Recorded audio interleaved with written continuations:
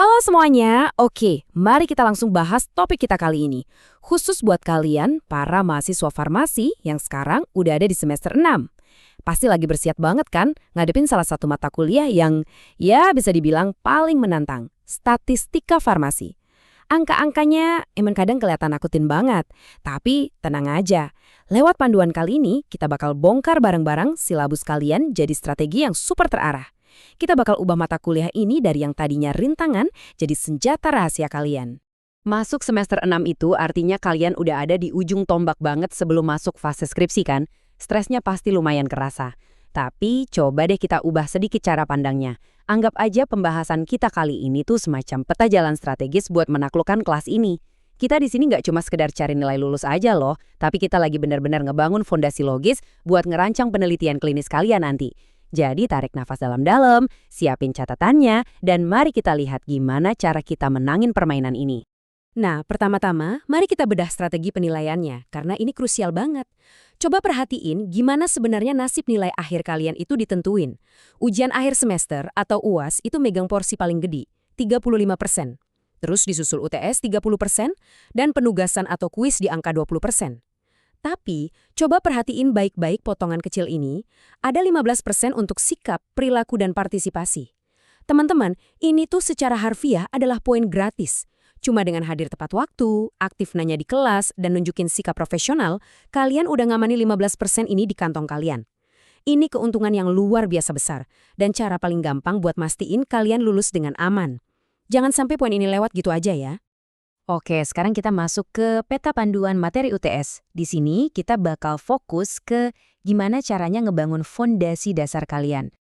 Kalau kita perhatiin, peta jalan UTS kalian ini sebenarnya disusun dengan sangat logis loh, bertahap gitu. Di minggu pertama dan kedua, kalian bakal pemanasan dulu sama konsep dasar dan presentasi data. Kayak ngenalin tabel, grafik, sama berbagai skala data. Nah, masuk minggu ketiga dan keempat, intensitasnya naik sedikit nih. Kalian mulai masuk ke teori probabilitas dan uji hipotesis. Asal tahu aja, ini tuh inti dari gimana kita memprediksi sesuatu di dunia kesehatan. Lanjut ke minggu kelima dan keenam, fokusnya geser ke teknik pengambilan sampel. Ya, belajar milih subjek penelitian klinis yang pas lah. Dan puncaknya, di minggu ketujuh sebelum UTS, kalian bakal belajar uji chi-square. Jujur aja, kalau kalian ikutin alur ini langkah demi langkah, persiapan UTS pasti kerasa jauh lebih enteng. Terus kita lanjut ke peta panduan materi UAS dan aplikasi lanjutan. Nah, ini dia nih persiapan nyata buat skripsi kalian nanti. Harus diakui, materi UAS emang isinya uji statistik yang lebih berat dan kompleks. Tapi tenang, kalau kita kelompokin berdasarkan fungsinya, beban belajarnya jadi jauh lebih masuk akal kok. Pertama, kalian bakal ketemu uji ANOVA, baik yang one way maupun two way. Ini kepake banget buat ngebandingin rata-rata dari banyak kelompok berlakuan obat. Kedua, ada uji korelasi kayak Pearson dan Spearman, buat ngeliat seberapa kuat sih hubungan antar dua variabel.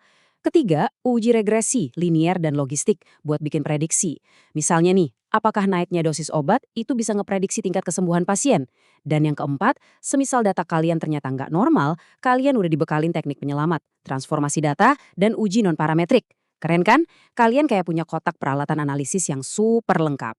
Satu hal yang menarik banget, ini dia nih mekanisme fundamental dari ilmu statistika itu sendiri. Kadang pas lagi belajar kita tuh terlalu asyik ngitung rumus, sampai lupa ngeliat gambaran besarnya. Ingat ya, semuanya itu selalu berakar dari 4 langkah ini. Pertama, collect, ngumpulin data yang benar dan efisien dari pasien kalian. Kedua, analysis, ngolah data itu pakai metode uji yang tepat yang baru aja kita obrolin. Ketiga, interpretation, narik kesimpulan soal apa arti angka-angka itu secara klinis, jadi nggak cuma sekedar hitung-hitungan matematika aja. Dan terakhir, presentation, nyajiin hasil temuan kalian ke bentuk visual biar gampang dipahami orang lain. Sesederhana itu sebenarnya alurnya. Jadi, poin krusialnya adalah kita wajib banget paham bedanya data dan informasi. Kenapa? Karena mata kuliah ini bukan cuma soal ngutak-ngatik angka kosong. Data itu ibaratnya cuma fakta mentah, sekumpulan angka hasil ukuran yang kalian catat di jurnal lab. Angka-angka itu sendirian gak bakal bisa nyembuhin siapapun. Nah, tujuan utama kalian belajar statistika ini adalah buat nguasain seni ngubah data mentah tadi jadi informasi. Sebuah pengetahuan bermakna yang secara harfiah bisa nyelamatin nyawa, ngebuktiin manjurnya terapi baru, atau ngebongkar efek samping suatu obat. Dan buat ngelakuin transformasi keren dari data ke informasi itu, ilmu statistika dibagi jadi 2 cabang besar. Statistika deskriptif dan statistika inferensial. Biar gampang, saya kasih analogi sederhana biar kalian gak akan ketukar lagi.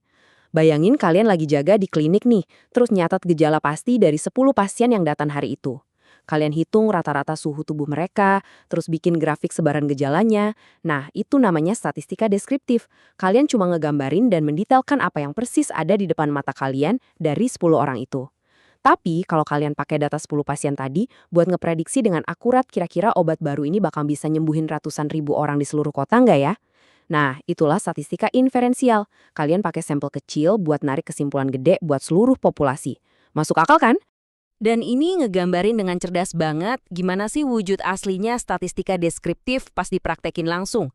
Data mentah yang rumit dan numpuk tiba-tiba disederhanain jadi sesuatu yang seketika bisa dimengerti sama otak kita. Kalian bakal belajar pakai histogram, diagram batang, pie chart, sampai scatter plot. Coba deh bayangin ngelihat ribuan baris data angka di Excel. Wah, mata kalian sama dosen penguji pasti bakal perih banget. Tapi, ubah ribuan baris itu jadi satu pie chart simple, dan boom! Audiens langsung tahu kalau persentase pasien tuh 79% perempuan dan 21% laki-laki. Keahlian komunikasi visual ini bakal benar-benar jadi penentu kesuksesan buat presentasi sidang akhir kalian nanti. Percayalah. Pada akhirnya, pas kalian lagi duduk di kelas, atau pas lagi begadang ngerjain tugas, atau ngerasa pusing ngadepin soal ujian, ingatlah satu hal penting ini.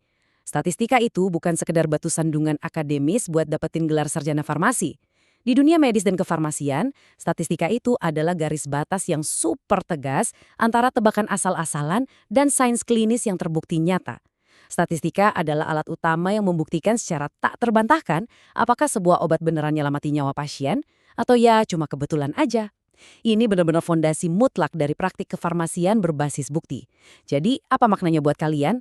Atur strategi belajar kalian sekarang juga, maksimalin nilai partisipasi kalian yang gratis itu, dan mari kita temukan kebenaran di balik angka-angka tersebut. Semangat terus buat semester 6-nya, dan sampai jumpa di pembahasan seru kita berikutnya.